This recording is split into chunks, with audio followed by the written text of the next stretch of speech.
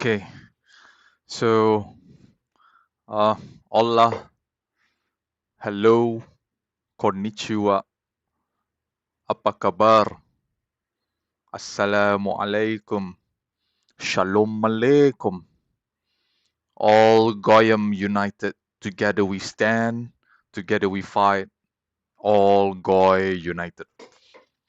So, back again for the third episode on this journey to learn about the truths of the world.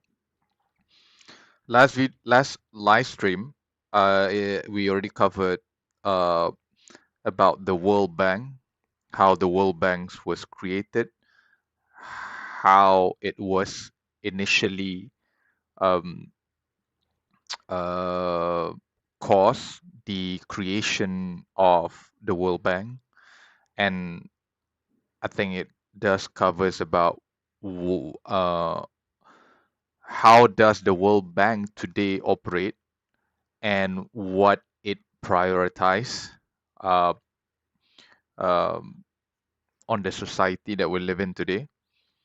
And if you guys want to learn about that, look at my previous live stream about the World Bank.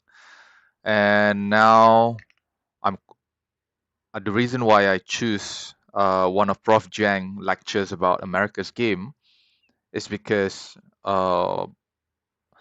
America are the descendants of the British Empire, and it quite interested to know the timeline after the fall of British Empire and then rise uh, the American Empire. I love to know about that, and I'm not sure whether this lecture is going to cover like the beginning of American Empire uh, until and progress until today. I hope it does, but let's see because I want to know like how America grew as an empire, and so that we can get better understanding like what are their goals, and basically if we observe that they are on a declining as an empire, like their society is start to decline in morality, um, like they start to have uh, uh, weird ideology. Um, they basically their morality is down. I don't want to um, um, say much about that, but on this live stream, I'm eager and curious to understand America as a foundation of why it was created, how it was created, and what is their end game. I hope this lectures covers about that so that we can learn together. So let's begin. Game theory number 7 by Prof. Jiang, America's game.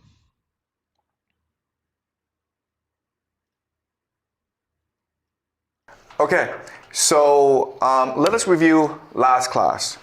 So last class we discussed the British Empire and how it ultimately triumphed over its main rivals, who were the French, the Spanish, and the Dutch, because of three major powers. Okay, the first is the Bank of England.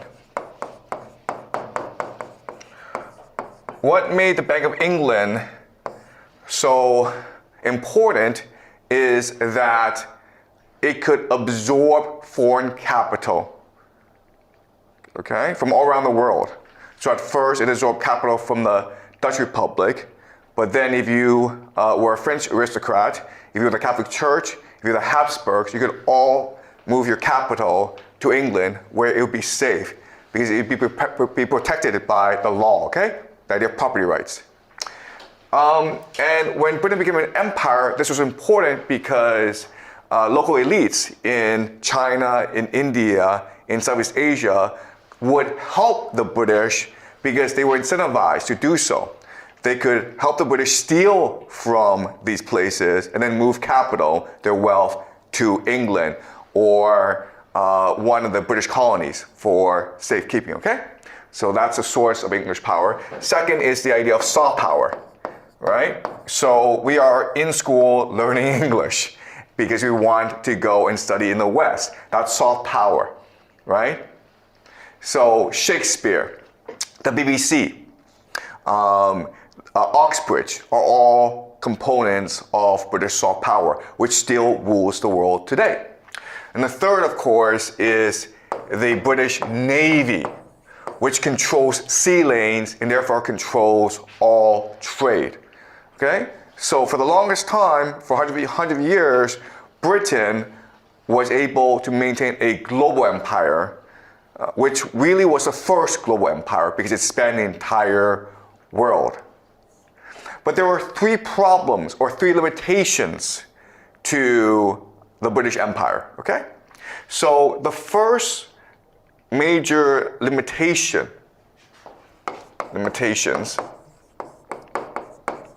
the first major limitation is that Britain had an ethnicity, it had a race. It was the white people, the Anglo-Saxons. And so even though Britain was ruling over a vast global empire, it was very much racist. It saw itself as superior to everyone else, and that limited its capacity to work with local elites. Okay? So in other words, eventually India rebelled to establish its independence, and eventually Britain lost its overseas empire. A classic example, of course, is 2016 Brexit, when the English people decided that we no longer wanted to be part of Europe, okay? And so even though Britain is an empire, its people are very provincial, okay? They see themselves as better, and they see themselves as separate from everyone else. I've met English people who've told me, like, English people cannot learn a foreign language. People speak English very well, and that's it. They can't learn French, they can't learn Spanish, they refuse to learn Chinese. And they told me it's because their brains are different, okay? Their brains are hardwired to speak English really well, and that's it. All right, so that's just the British attitude. Second problem is the idea of currency or wealth standard. And the idea here is that, okay, yes, you're stealing wealth from other places, but what is wealth, okay? And for the longest time, people understood wealth as gold. The problem with this is that there's a limitation, or there's a limit to the amount of gold in the world, and therefore there's a limit to how many people can participate in this game and how much money they can win in the end. Okay, so it's really a game only for the elite. That's the second major limitation. Okay, and the third problem for Britain is that it's really a small island with very few people and very limited resources. And therefore, it was really not sustainable for Britain to control the entire world. There's a limitation to its reach. And ultimately, other powers in Europe would arise to challenge British hegemony, including Russia, including Germany.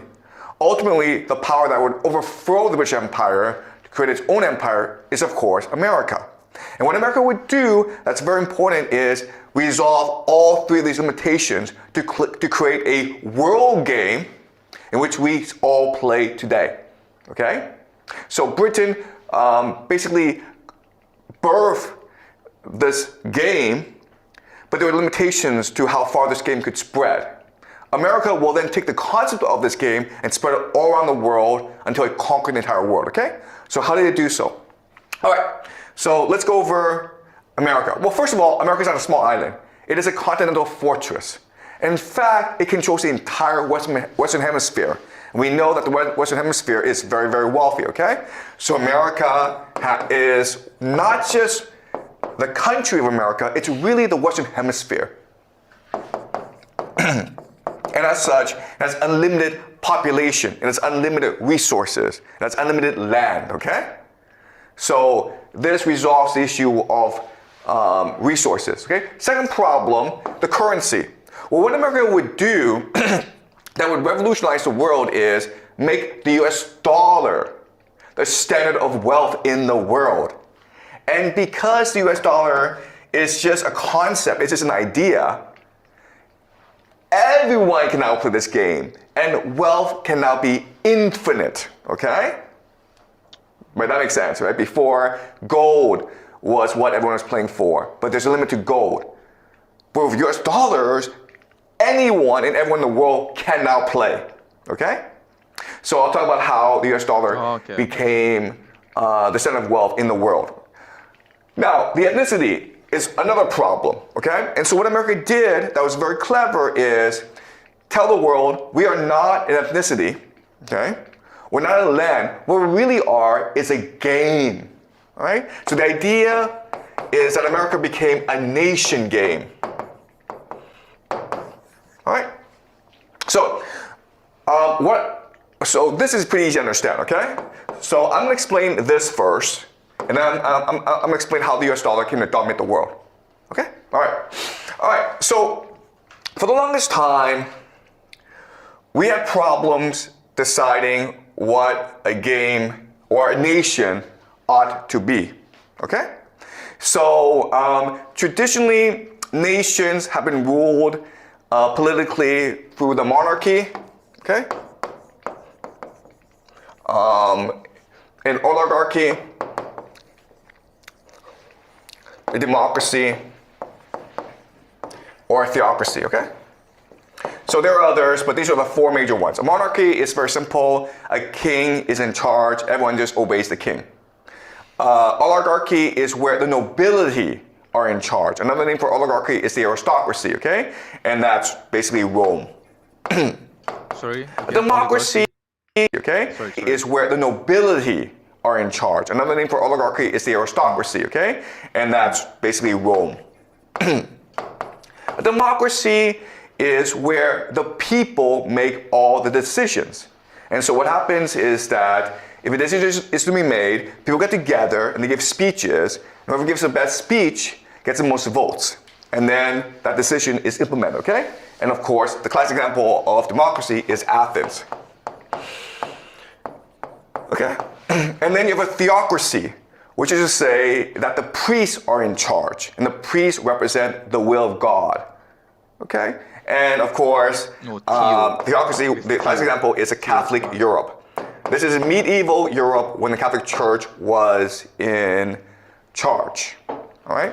But starting with the Enlightenment, when God was no longer considered that important, philosophers debated amongst themselves what a nation ought to be, what society ought to be, okay? And so let's discuss the major theories of this time period. All right, so the first idea is if God doesn't really matter, okay? If it's up to humans to decide how to structure societies, how can you best do so? And at this time, the most popular idea is social contract theory. Social contract theory. And there are two major theorists. Okay? The first is John Locke, who of course is English. And for him, government, it's very simple. Okay? Human beings have three fundamental rights that God gave us, okay, which are inalienable, which means that no one can take away from us. The first is life, okay?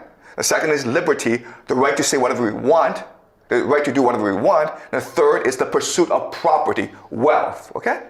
So they have private property. In other words,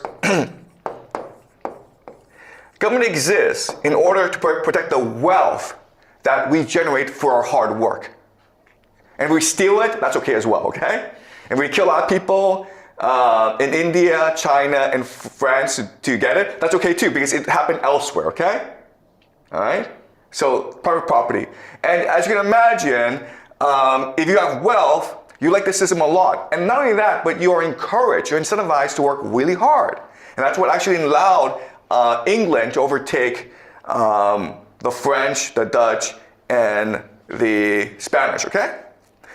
Then you have another theorist, named Jean-Jacques Rousseau. And his theory is different, okay? It's also social contract theory, but it's a different idea, which is, okay, we're born in a state of nature. We have complete freedom. We can do whatever we want. So why do we choose to give up this freedom and come into society, okay?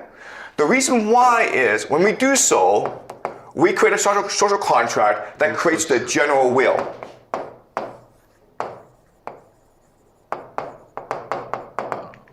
Rufus. Okay? And the general will is a substitute for God. It is the expression of the best of who we are. Okay, do you understand? So by ourselves, we're fine, okay? But when we come together, we create a new concept that allows us to be truly and fully human, the general will. So what is the general will? Okay, all right, so think of Immanuel Kant, who was a German philosopher, and he explained that the very basis of humanity, what we should all try to achieve, is something called the categorical imperative.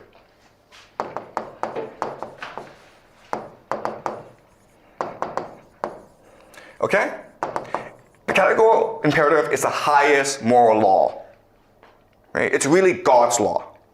And there are three components to the categorical imperative, okay? The first is the idea of universality. Universality just means that, imagine this, whatever you do, everyone else around you will automatically do, okay? So if you want to go drink alcohol, everyone's going to drink alcohol. Do you want to live in a society of alcoholics? Okay? If you cheat on a test, everyone immediately is going to cheat as well. Do you want to live in a society of cheaters? Okay? If you read books, everyone else is going to read books. So imagine that whatever you do will be replicated by everyone else immediately, okay? That's the idea of universality.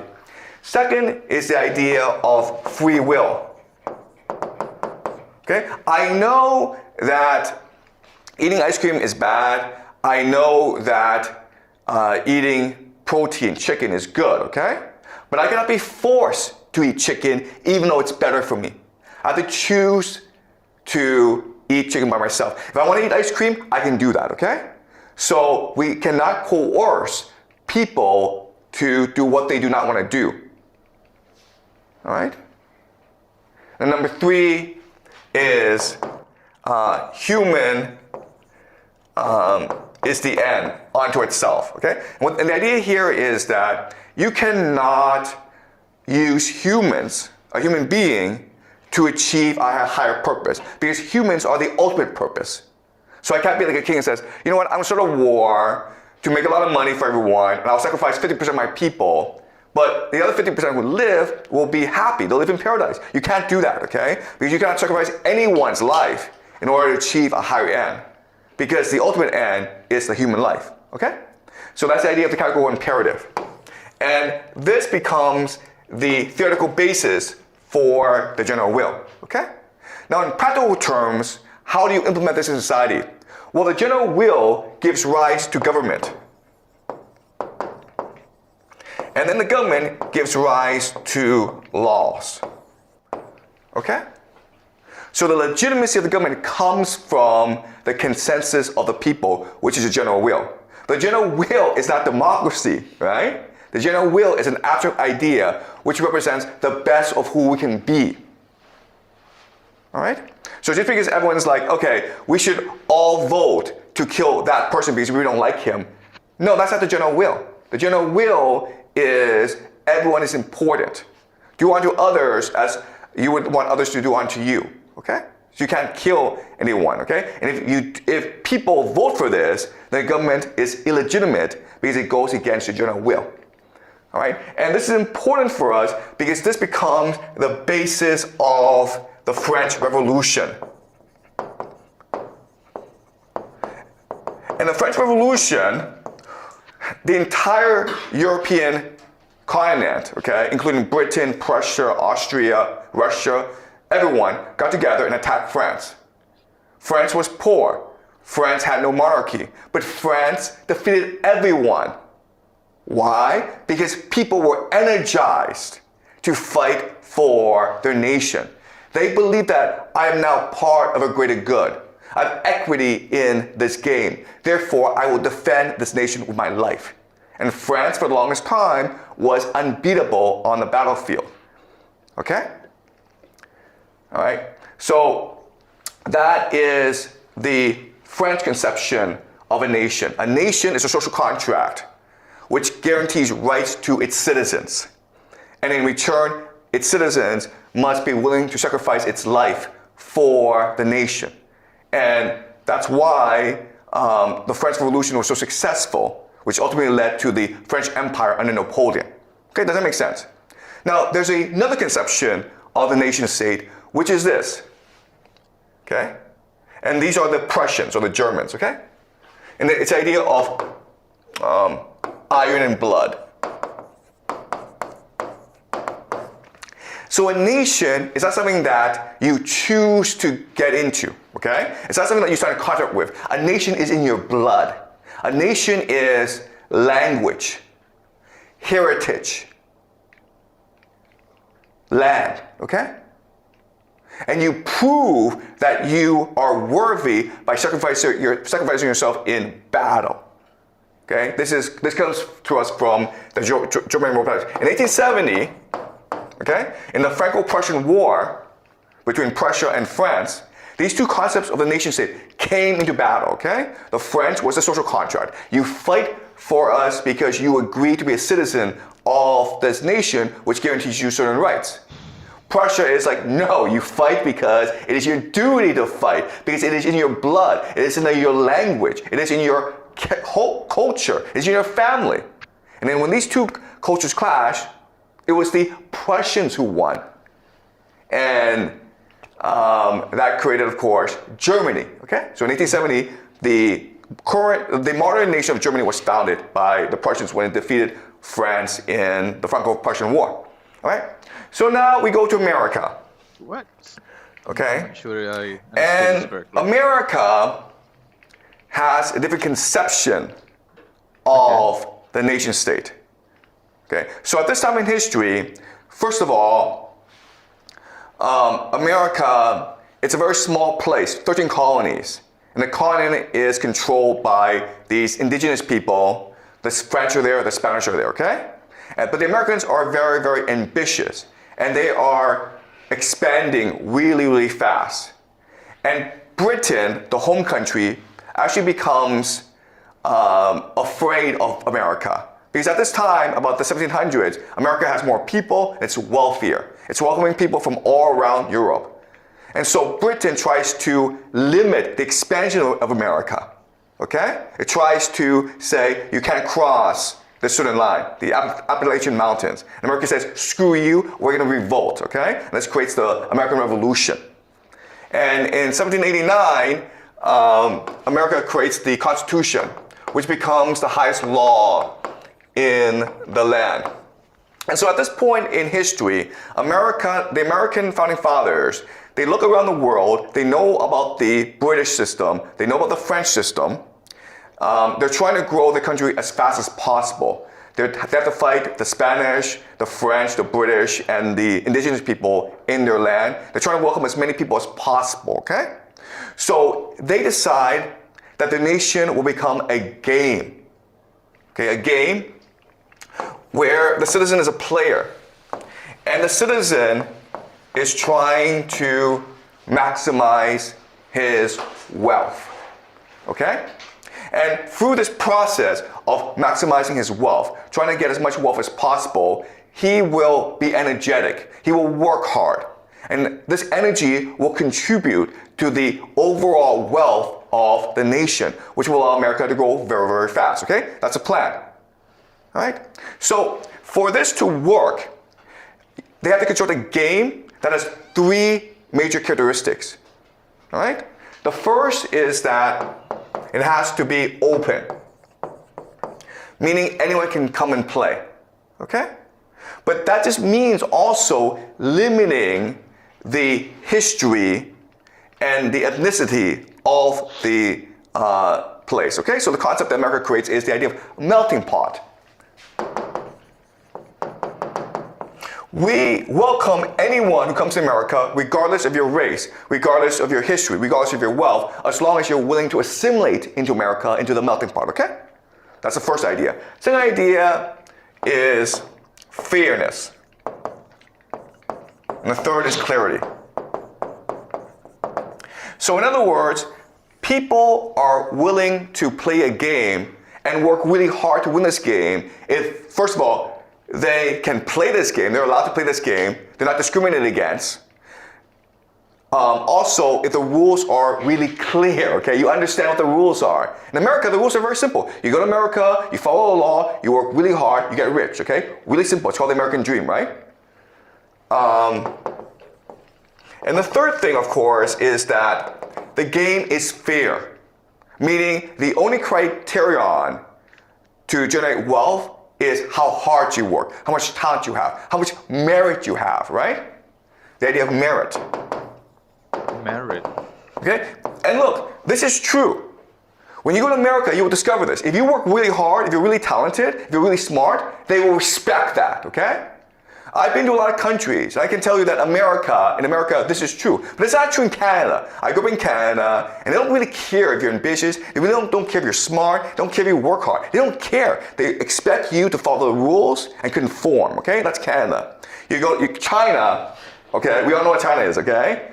No one cares if you work hard. No one cares if you're smart. No one cares, okay? It's all about your guanxi, about your family, okay? But it's true for, actually, this is true for most of the world. And I would say that the idea of merit is only true for two places. America is the most obvious example, okay? I've been to meetings where at first Americans are like, this guy's Chinese, he doesn't speak any English, and he's not that smart, okay? So there's discrimination going on. But the moment I speak, the moment I try to make my case, they are won over by my logic, okay? By my arguments, by my creativity.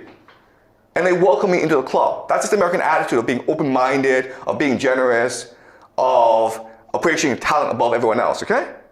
The English are also very similar in that way, in that, yeah, maybe they're racist, but if you can make a good argument in front of them, they will accept your argument, okay? But guess what, guys? Nowhere else is this true, okay? In China, you have the best argument in the world. No one cares, right?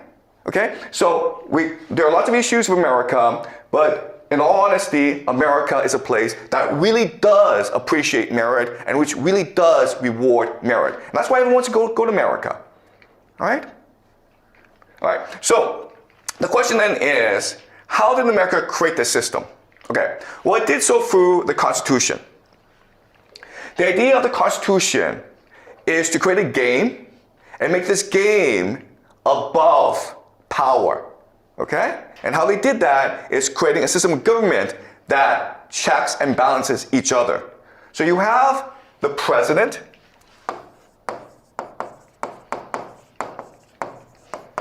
you have the Congress, okay? And you have the Supreme Court. Okay, the Supreme Court, it's very simple. It's to interpret the Constitution, which is the highest law in the land, okay? And then the powers of the government are divided equally amongst these different branches. So the Congress can create laws and control spending, okay? Or what's called the purse. The president has war powers, basically, or the sword. Okay? But if the president were to declare war, he needs Congress to approve, because Congress has to give the money to start the war. Okay? And the idea that the Constitution is the highest law in the land means that it's really rule of law. Okay? So even though you have this government system in place, you also have another parallel system called the judiciary, the court system, which protects property rights in the same way that they do in Britain. Okay, does that make sense? So the very idea is that this is a game, and the government is a system to maintain the openness, clarity, and fairness of the game. And because of this, America was very quickly able to dominate the world. Okay? The thing about this game, okay, that's very important for us to understand is it is expansionist. Okay? So what happened is that in its history, America faced certain challenges to this game, and this game won out every single time, okay? So the first major challenge to this game is called the American Civil War. All right, so let me explain what happened. From 1861 to 1864, the Civil War was fought between the North and the South. This was a clash of economic systems, okay? So the North played the game, okay? And so we believed in free labor. The South was its own independent economic system that focused on agriculture. And so it used slave labor.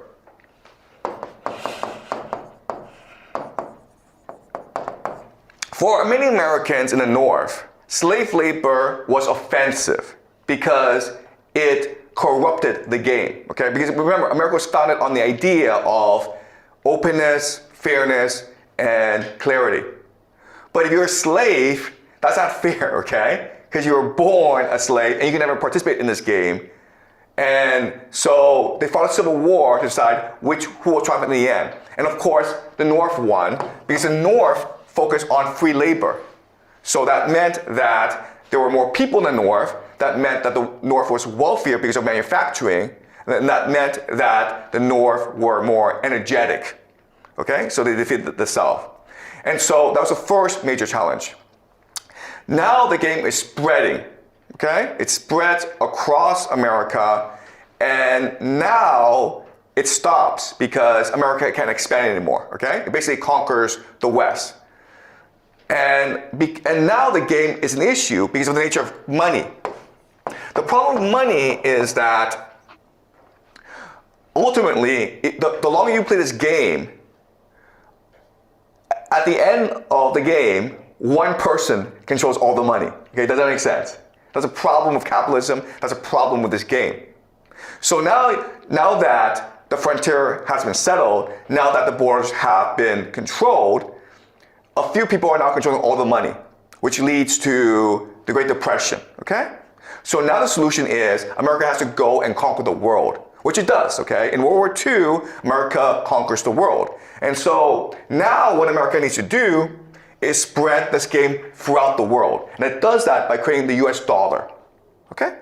So 1945, America wins the war. A year before, in July 1944, for 1 month, what happens is that America organizes something called the Bretton Woods Conference in New Hampshire, okay? And the idea of the Bretton Woods Conference is to establish the world game, okay? Before, America's game was limited to America, but now America wants to scale its game to the entire world, okay? So how does it do that? Well, first thing it does is it makes the US dollar This is the beginning, guys. the reserve currency of the world. This is start to be. All right. What does that mean? It means that every other currency has to be derived from the US dollar. Every other currency will find value from the US dollar. Okay? Which means that if you have Canadian dollars, you can now change it for US dollars, which is what's valuable. The Canadian dollars is just not valuable, okay? All right. They also agree on exchange rate. Okay? Okay, does it make sense? Okay? And this is a system that we have today, okay? All right? The global reserve currency is the US dollar. That's what's valuable. The renminbi derives its value from its relationship with the US dollar. The renminbi is not valuable by itself, okay? All right, that's number one. Okay, so now you're like, wait a minute here. If this is true, the US dollar the Americans can just put as much money as they want. And so to solve this problem, the Americans said, the US dollar will be pegged to gold. Okay? Does that make sense? Okay, meaning like you can always take your US dollar and change it for gold. And because there's a limit to gold, there has to be a limit to the US dollars, which keeps the system stable. Okay? All right, that's number one. Number two is America needs to expand this game, okay, because it is in competition with the Soviet Union, which is against this game, okay? So it creates two new organizations to spread the game throughout the world. And these two organizations are called the World Bank and the International Monetary Fund, the IMF, okay? So, for the sake of simplicity, okay, understand this. The World Bank, their job is to give you loans. Okay, so let's say you are China and you are poor, right? And you need to build dams. Well, the World Bank gives you money. And when it gives you money, what it does is it allows you to start playing this game, okay? It allows you to participate in this game. Now, what always happens is eventually the countries borrow so much money, they have to go into debt and they can't pay off the money, right? So then what happens is the IMF comes in and changes your government and its economic policies to make it conform more to the game. Okay, does that make sense? And its main mechanism is called privatization. All right? So what the IMF says is, okay, well, you're inefficient. You can't pay off the debt because you're inefficient. You're inefficient because the public should not be in control of infrastructure. The public should not be in control of water, okay? Private companies should be in charge of the water and electricity and the land, okay? So the goal of the World Bank and the IMF is to spread the game throughout the world, all right? Okay, then in 1947, they create something called the GATT, okay? The GATT is a General Agreement on Tariff and Trade. So this is the WTO basically, okay? That's changed into the WTO in 1995. All right? So it's basically an agreement on free trade. Right? Does that make sense? Sorry. 1973. Wait. Basically, in 1947, they create something called the GATT. Okay? The GATT is a General Agreement on Tariff and Trade. So this is the WTO basically, okay? That's changed into the WTO in 1995. All right? So it's basically an agreement on free trade. Right? Does that make sense? 1973. SWIFT. SWIFT is an agreement amongst different banks in the world on how to transfer money. Okay? So, for example, if you want to transfer money from China, RMB, into America to go to university, right? Guess what, guys? Let's go through SWIFT, okay? So now it allows for more cooperation among banks in the world to use US dollars, all right? Now, the last thing is, okay, how do these countries get together and decide on how to cooperate economically? And the answer is the Bank of International Settlements, okay? Okay, and the idea is that the central banks of different countries get together and they agree on certain policies, all right? And this is all done privately, in secret. No one knows about them, okay? All right, so this is the game that America creates. It's very simple, okay? And there are other, the central, okay? And the idea is that the central banks of different countries get together and they agree on certain policies, all right? And this is all done privately, in secret. No one knows about them, okay? All right, so this is the game that America creates. It's very simple, okay?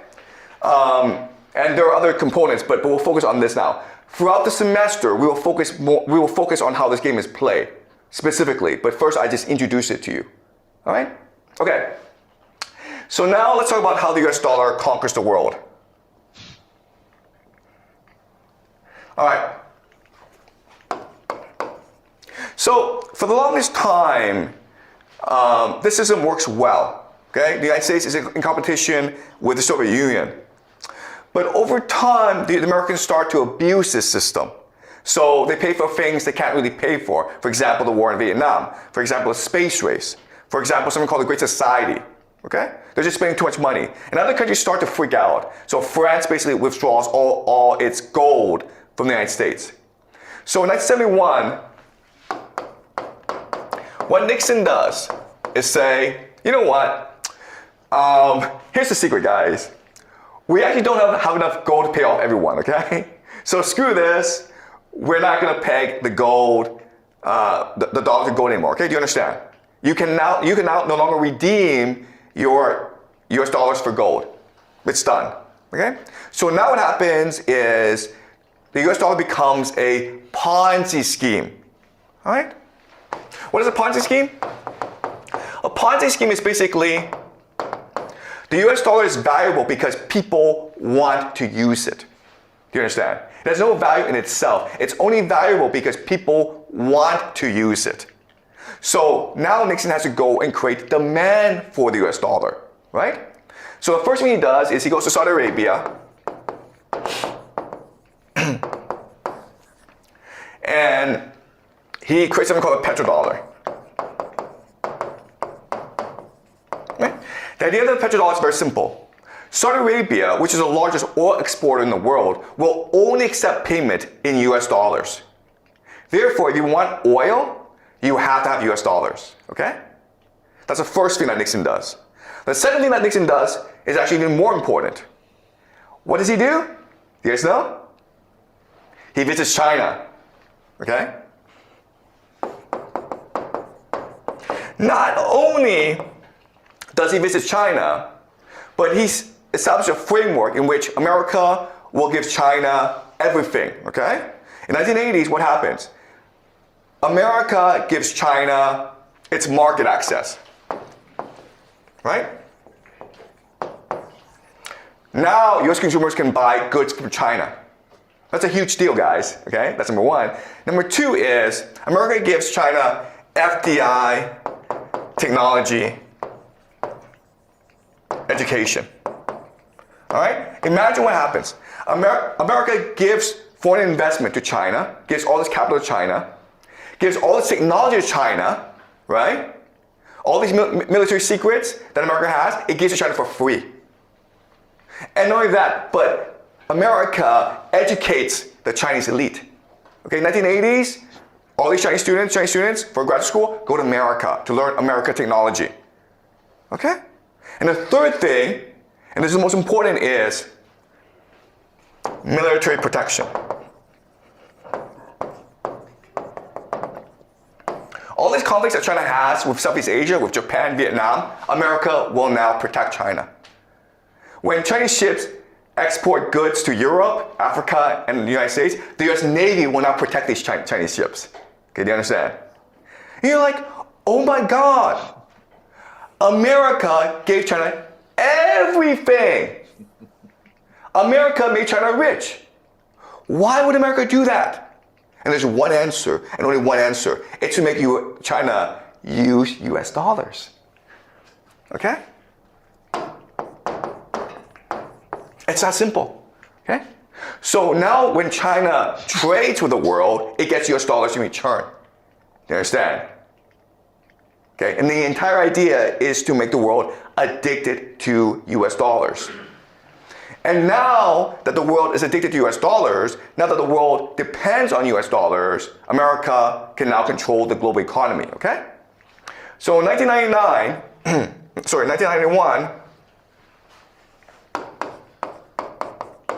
the Soviet Union collapses, okay? And now America is the only game in town. There's no one who can challenge the supremacy of the Americans. And so now what happens is America creates something called the New World Order. The New World Order is based on global trade. But because the United States controls the US dollar, it can now control something called pricing. Pricing just means that the Americans can decide the value of everything, okay? So what America does is create a price hierarchy. So at the very bottom are resources. Above that is manufacturing. Then there's knowledge. And then finance. Okay? This is the price hierarchy for the world. All right? And it divides the world into a division of labor. Okay? So, what is resources? Well, guys, it's Russia. Okay? Does that make sense? Russia, Africa, South America. What's manufacturing? China. What's knowledge? Europe. And what is finance? America. Okay? Does that make sense? So what's going to happen is that America is going to take its manufacturing and transfer it to China. Okay? Because it's cheaper for China to do it than for America to do it. And all America is going to do is finance. Okay? What is finance? Finance is just the creation of money for the purpose of creating more money. Right? Okay, so this is the system in place. And at first, it sounds great because everyone's making money, okay? But there are inherent instability in this system, okay? And we will discuss all this instability throughout the semester. But for the sake of simplicity, let's talk about America. What happens when you focus on finance is that you become a speculative economy. You focus on gambling, okay? Basically gambling. And this leads to something called the 2008 Great Financial Crisis, when the American economy collapsed, okay? And at this time, the entire world economy should have collapsed. And so what happened was, all these central banks from around the world came together in Basel, Switzerland, the Bank of International Settlements, okay? Right? The secretive body in which all economic policies are made. And they decide the only way to save the world is if China spends money. Do you understand? Why do we have all these skyscrapers? Why are there all these airports? Why are all these high-speed railways?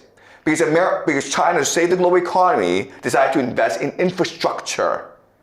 Okay? And Belt and Road Initiative. And that saved the global economy. Now, after China did this, China developed a lot of debt, okay? And China basically said to the world, listen,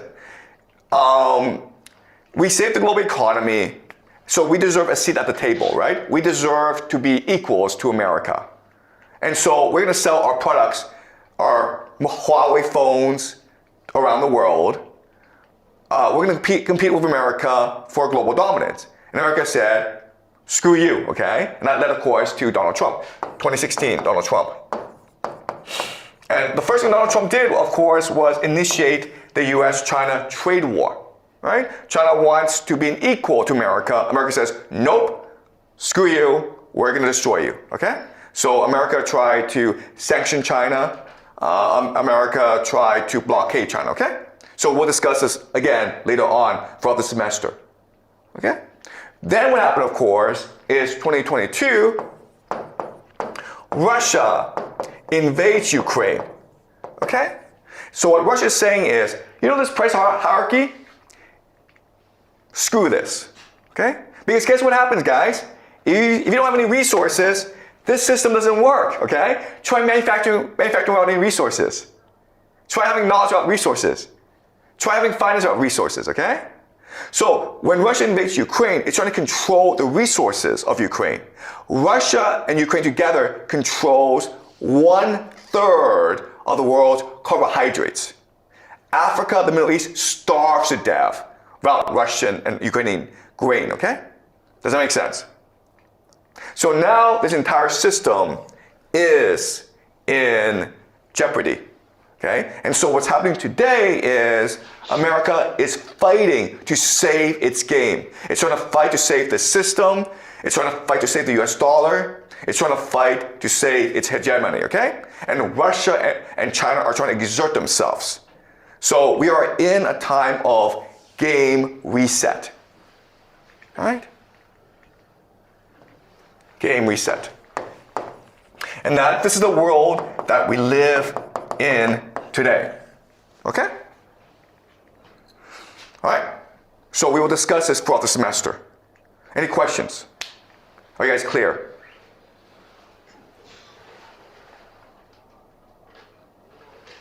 Right. So I know this was a lot to take in, but we'll go into the specifics throughout the semester, okay? We'll go and we'll apply it to current events to explain why this is happening. Any questions?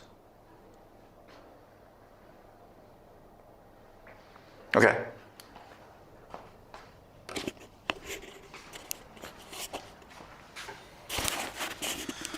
So the only purpose of America, like they produce a service for China, is to let them use US dollars, right? So America can use this game to everyone, but I think China does not do the same thing as American, like they created this game. Why? Okay. All right. So we'll discuss this throughout the semester, okay? The relationship between China and the United States. So remember that the United States wants China to play this game. But they can't really say to the world, oh, we're doing this because we're greedy and we want China to be subservient to us, okay? So they said that we want China to play the game because this game will allow the middle class to rise. It will make China much more democratic, okay? But that was just BS. That was just a fraud, a lie, hypocrisy. All right, so now that China is in this game, all right, what it's trying to do is restructure the game so that it is much more independent, okay? Because the problem for China is, okay, to play this game, what you're doing is you're taking resources, all right? And you're creating manufacturing exports, okay? And so that's the role of China in this game. There's certain problems with this game. The first problem is America controls the entire game, right? So America can say, you know, we don't like you, so you can't train anymore. So basically they stop, they limit the resources and they limit the market access, okay? So what China needs to do to survive is the idea of diversify. Create markets outside of the United States. Create, find resources that are not dependent on the US. Okay, so that's a game that China is playing. And that's the idea of BRICS. Okay? We will discuss BRICS later on. Right? But the BRICS is a very different concept where before America was trying to impose its game on everyone. Now China is just trying to create a system that is not so dominated by the Americans. Okay? That's the Chinese mentality. Right? Does that make sense? Okay. All right. Any more questions, guys? Okay, great. So I will talk, we'll continue this on Thursday, okay?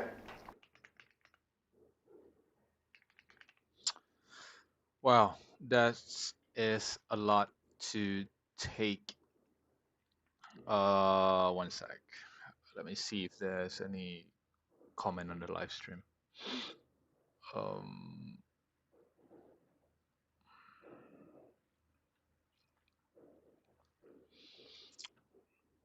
all right. So let's go through the notes just to summarize what's actually happening currently due to this geopolitics and power struggle between great nations. So initially, that the basically this whole lecture is about how America was created and why it was created, and what are the state of America today, and what are the struggle of America today. So initially, Prof mentioned about it was started with the British Empire by creating the Bank of England, and the basically as a previous live stream that we have learned that the British will support the local elite of the British colonies country to transfer their wealth from their local country into the Bank of England. And the reason is that to have control over wealth from other country through the elites, and because the British at that time have a better military and navy military to control sea trade, but British Empire have a limitation on within the people themselves, within themselves, which is the Brit is becoming like very prideful people. They refuse to learn other language, other culture, and basically they have issues controlling their own people. Limitation number two is the limitation of currency, which is they pair their currency to the gold, and gold is limited and tangible and limited. And then the limits on the land, which is they have smaller land, which is smaller people. Smaller people means smaller soldiers to control the world. So these are the limitations. So solution. The solution is to create a new land, which is to create America. So they conquer America because America is actually located at the Western Hemisphere. So they have abundance of land. They have limited resources. So it solves basically problem number three. So problem number two, it has unlimited resources, and it that indirectly is also solve limitation number three, which is to have more manpower. So traditionally, the country was ruled by the monarch, oligarch, democracy, and theocracy. Um, I think this is more like philosophy. I just want to focus on America, nation by blood. Okay, so America have 13 colonies. I think 13 colonies. I'm not sure what 13 colonies mean. Is it states today? Uh, so from what I understand from the speech, that America has grew in numbers, and initially it was to become America was supposedly to become the British Empire proxy, but from the way that Prof. Jiang mentioned, which I will fact check later on, that it seems like America has become they have forgotten their roots and try to like manage themselves. I think that's why Britain is afraid of America, and because America have more land, more people. So, uh, 1286, America creates constitution. The detail of the constitution is never mentioned in the lecture.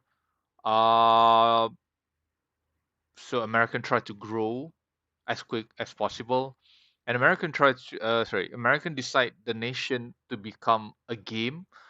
Um, like in details, I don't know like who decide this, but uh yeah, the subjects mean the people in America, which is American, is the player initially to generate wealth from whatever resources that they have at America land at that time, which originally actually from the indigenous red Indian, to grow wealth very quickly.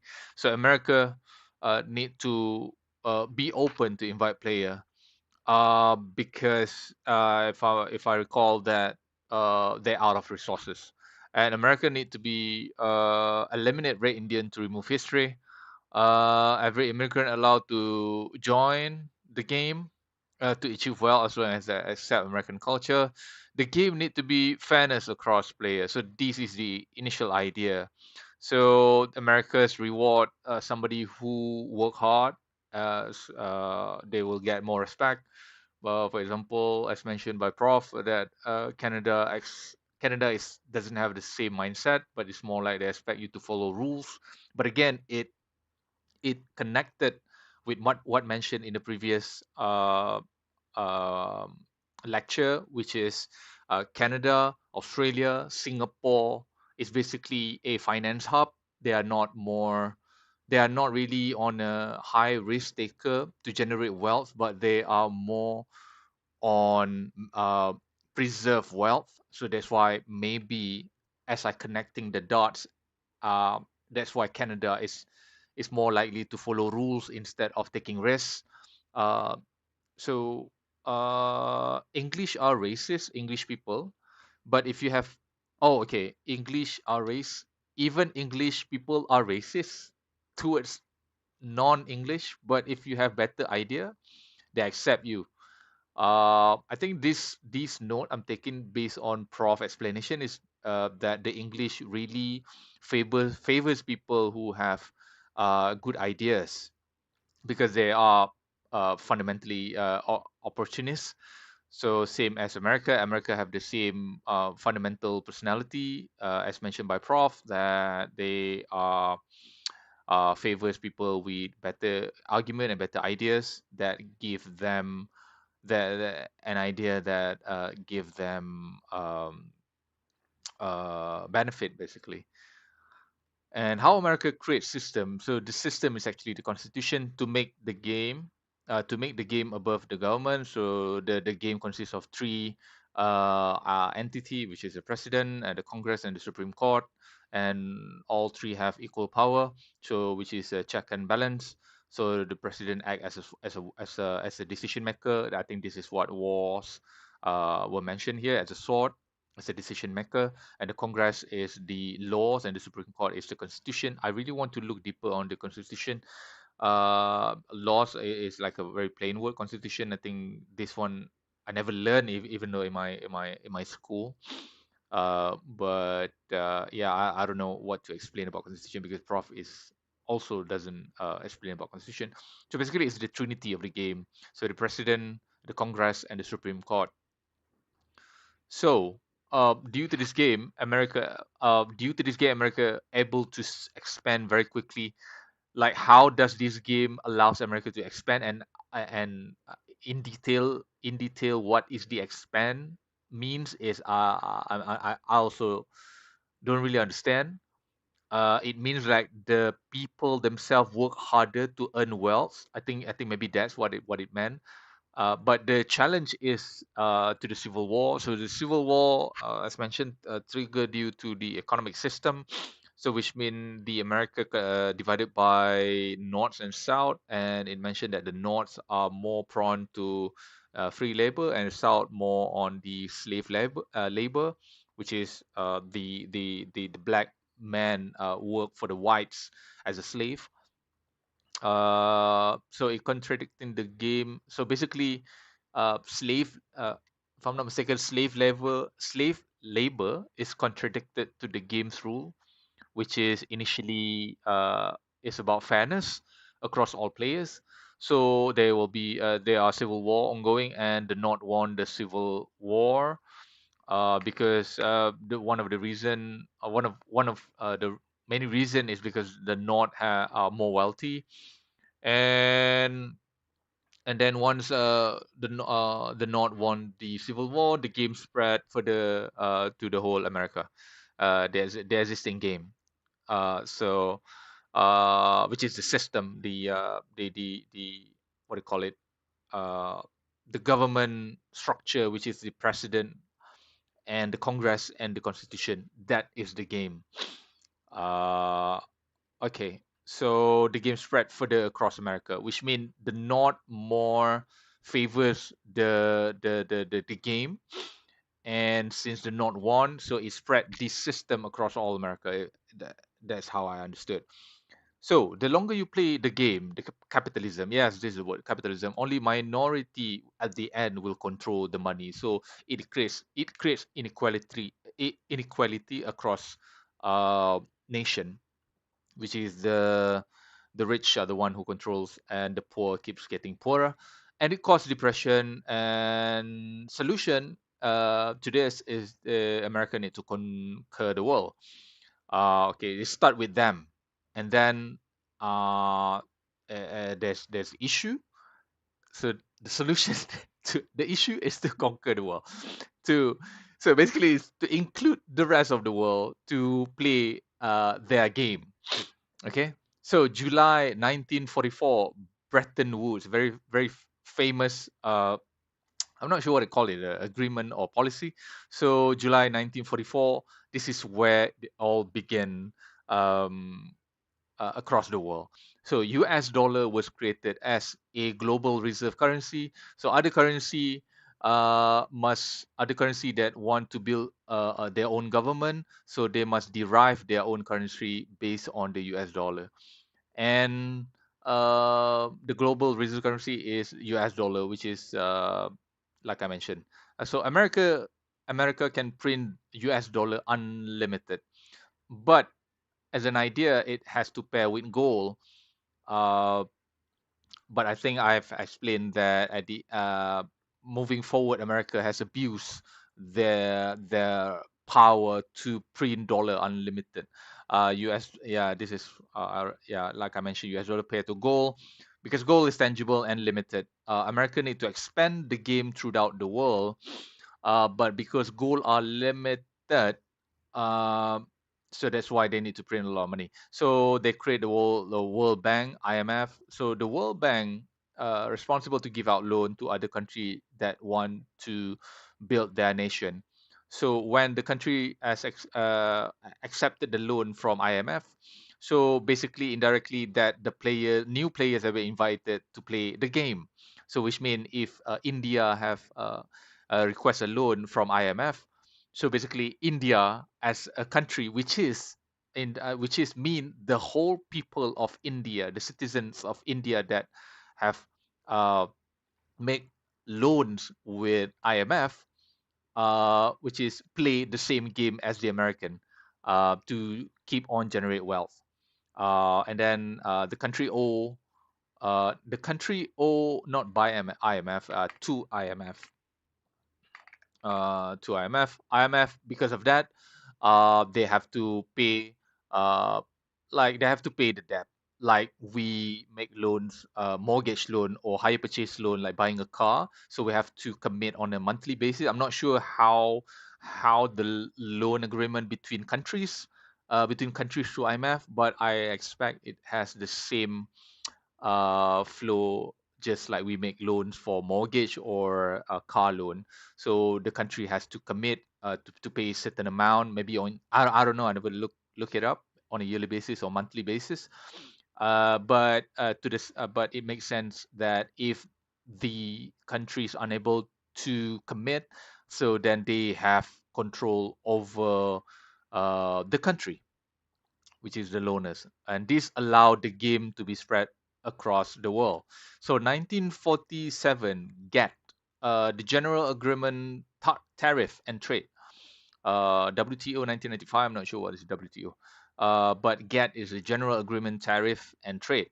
1973 SWIFT agreement, and SWIFT is, I think GATT is due to the I, I, from what I understand, is a tax that when other countries want to make trade between countries, so they have to pay tax to America. I'm not sure on this. You guys can comment down below if you guys know. And then SWIFT was created in 1973, so that central bank for each country will have agreement to pair or anchor to US dollar. So how country cooperate, basically on how country cooperate together. Central bank each country agree on certain policy meeting held secretly, non-public.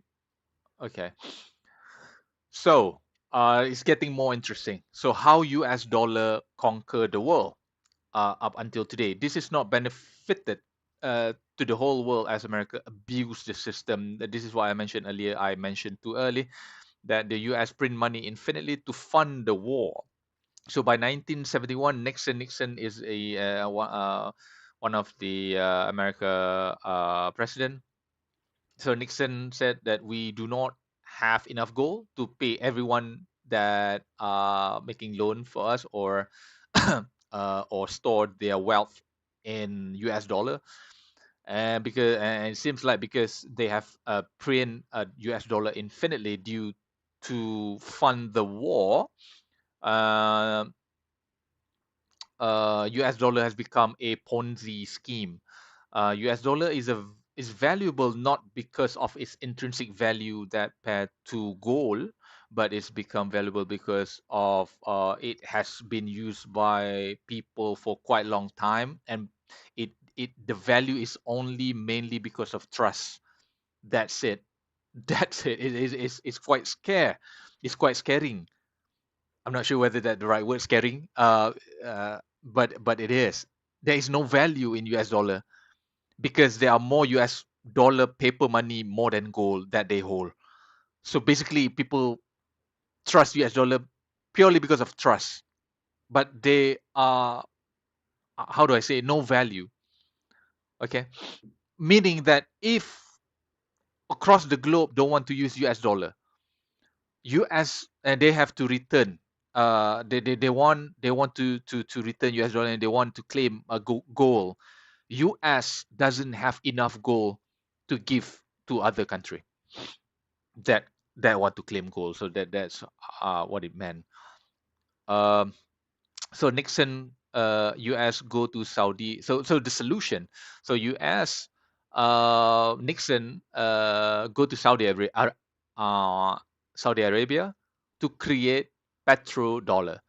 That's one of the solution, and the next solution is Nixon visit China, because to uh, promise to give China market access, uh, and US can buy goods from China, and US give China FDI and also knowledge, and US will allow China elite people to be educated in the US, and also US give a military protection, and also US give any knowledge including military uh, tech knowledge to China.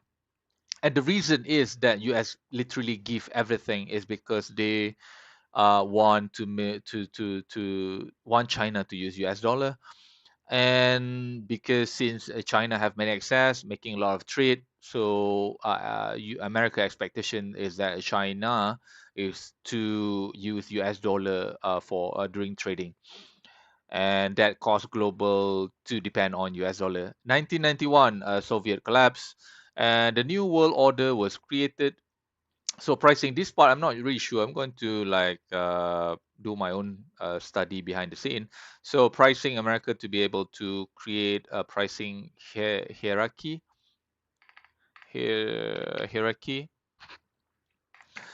And number one is that the New World Order, basically, number one from top to bottom of the triangular hierarchy, is that number one is finance, which is America, and number two is knowledge, or Europe, and number three is manufacturing, China, because China is going to make a lot of trade, and which is going to include US dollar for every transaction of trading. And number four is resources, which is Russia. So these four giant nation is going to work together in the new world order game, which is basically benefited America, which is US dollar or petrodollar. And this is the system, the game. But there's instability. So basically, finance US become very speculative. 2008 economic collapse. I think this is due to subprime mortgage loan uh, issue. Central banks then come together to decide to save the world, only if China spend money. Okay, for some reason, I understood this on a high level, but in depth on a financial jargon, I'm not sure how this could save the world. How what is what it really means. If China spend money, then it could save the world. I don't really understand, but on the high level term, that at this time, if China spend money, and the world will be safe. So China need to spend, and the money is not like spending on buying ice cream, but China need to spend on infrastructure, because they need to spend billion and trillion money. That's how I understood. And in order to infrastructure, I think they need to give out loan to other uh, um, what I call it, progressive nation. For example, like maybe Indonesia or maybe Philippines. Yeah, and then China basically create debt. China become like US, like IMF, like create giving out loans because they need to spend money, right? So they give out loans to other nation. But then when China realized that they are been looked as the savior of the world, so China become smart and try to request to be equal as the to America as a global dominant. Uh, from what Prof. Jiang said in 2016, that Trump said no, screw China economically. So this is where the friction between China and US have triggered. So 2022, Russia invade Ukraine. Due to that, Russia accessed one of the third carbohydrates of the world, which is in Ukraine. So global today 2026 we are at a time of a game reset, and at the end the student are asking like why not China creating the same game as US, and then the game allow middle US said that the game allow middle class to rise. So to play the game, US need to keep on plunder resources to create manufacture, to make the wealth flow. So Americans want to control the game, so that is very strict.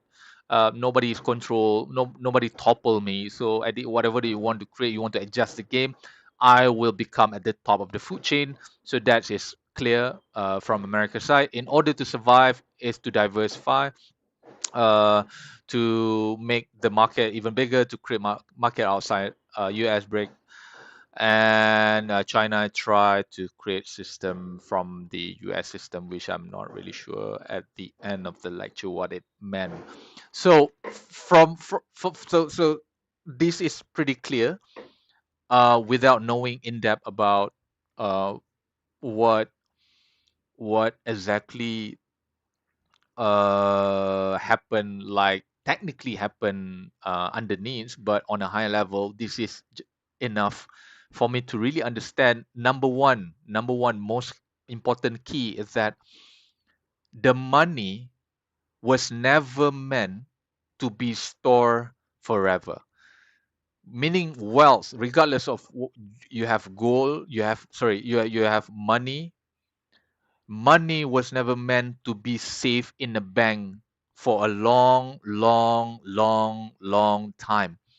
So wealth means if you have money, you need to keep on moving the money.